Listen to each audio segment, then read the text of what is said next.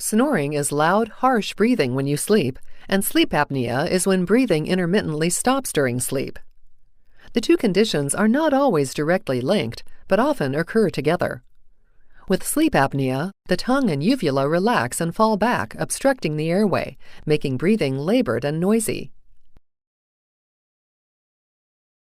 Someone with obstructive sleep apnea may stop breathing for 10 seconds or more many times each night, resulting in daytime sleepiness and potentially other associated health problems.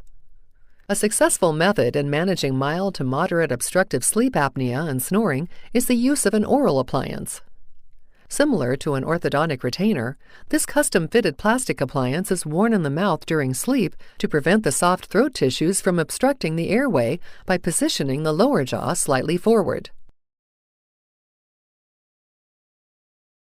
They are especially convenient for people who travel frequently, who go to remote areas without electricity, thereby unable to use a CPAP machine, or who needs to use something during the allergy season when their nose may be blocked.